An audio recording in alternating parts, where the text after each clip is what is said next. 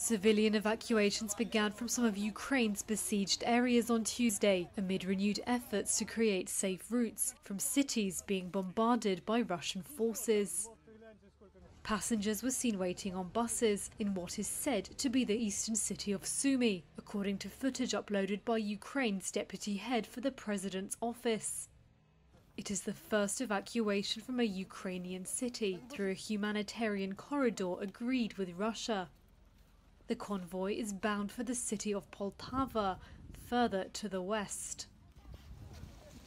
The evacuation began hours after a Russian airstrike, which local authorities said killed 21 people.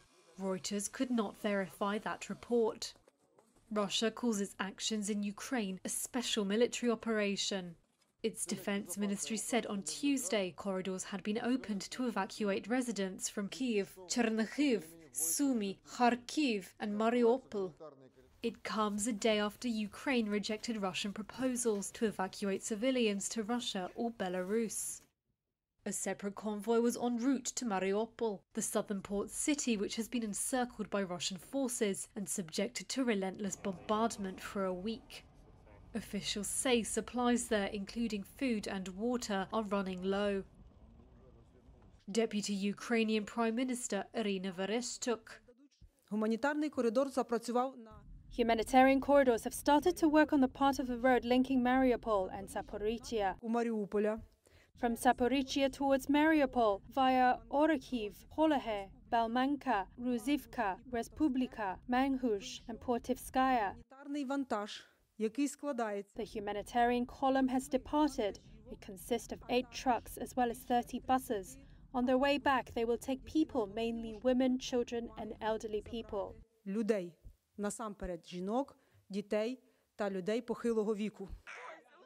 However, Ukraine accused Russian forces of shelling the proposed evacuation route.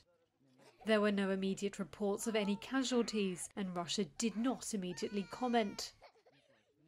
2 humanitarian corridors from the city had already failed over the weekend, with both sides accusing each other of continuing to fire.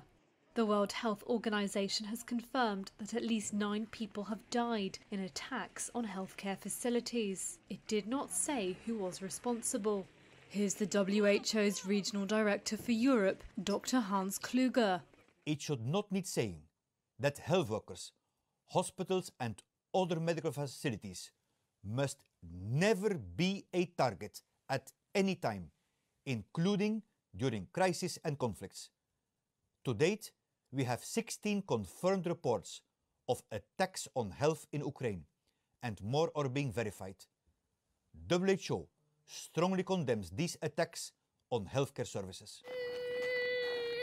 Over 2 million refugees have now fled Ukraine, the United Nations said, describing it as one of the fastest exoduses in modern times.